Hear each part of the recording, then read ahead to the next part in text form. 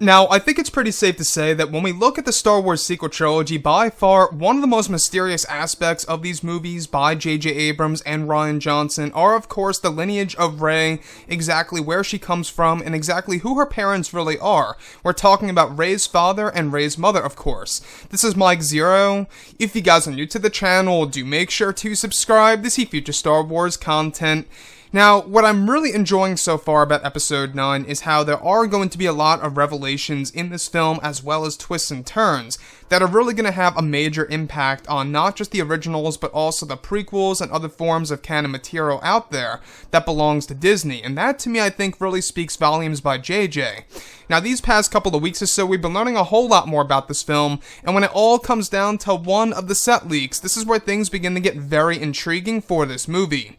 Now, specifically, it's described that one of the scenes that were filmed during the month of January involved an unnamed actor that was dressed in a brown cloak, who was said to be portraying Rey's father in a flashback scene that is described to explain a certain element of the past before the Emperor's death. One of the sequences that were filmed included the actor portraying Rey's father walking out of a hut toward an Imperial shuttle on a desert world of some kind, where the ramp was lowering, where it said that Ian McDiarmid was playing the role of Emperor Palpatine, stepping off the ship in the iconic black robes, where both Rey's father and the Emperor meet. It's described to be a distant and brief sequence where the Emperor is surrounded by 4 never-before-seen troopers that hand Rey's father a large capsule full of green liquid that is described to be taken to a testing site on Jakku.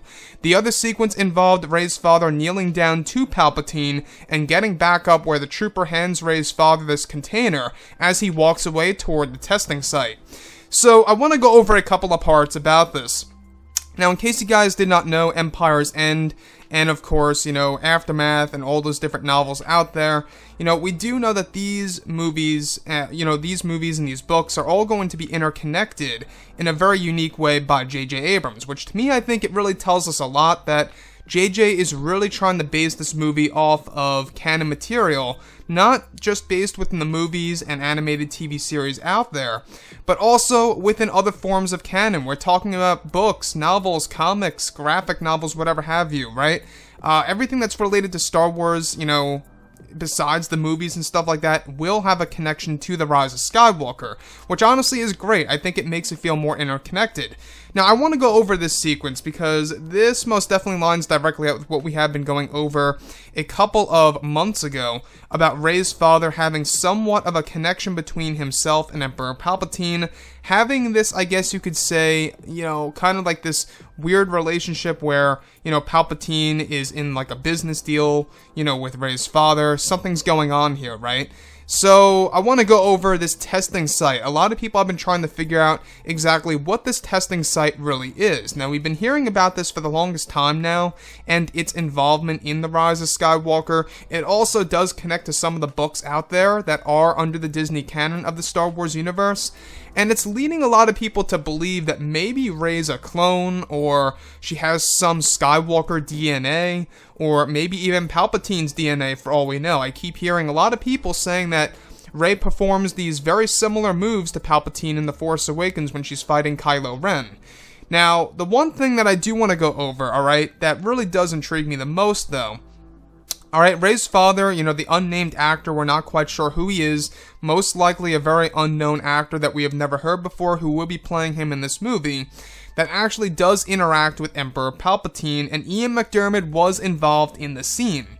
So, we also know that Ian is actually involved in multiple scenes in this movie. He's going to be a main piece of The Rise of Skywalker, which is great. He's going to be a main part, physically playing Palpatine in the form of holograms, and even doing something wild such as the Spirit of Sidious and his connection to the Dark Acolyte villain, which a lot of people are really, connecting everything together here, that the Spirit of Sidious will actually be inside of the body of the Dark Acolyte. Now, moving past all of this, I really want to focus on this green container that is handed by Emperor Palpatine and his troopers to Rey's father that he eventually takes away. what is this? Is this somehow connected to the creation of Rey, perhaps? Or is it something else entirely different that we just cannot see right now?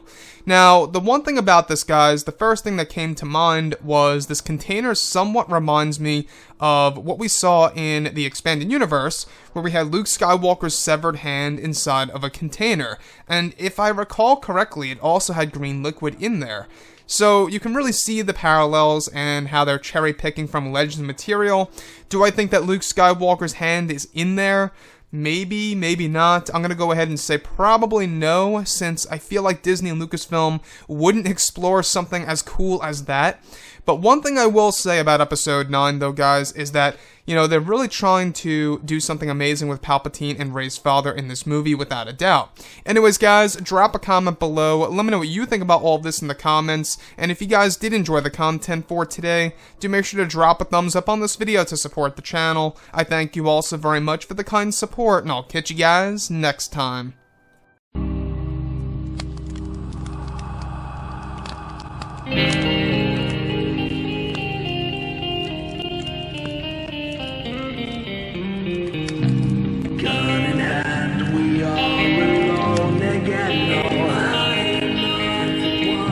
From night to moon we hear them moans again.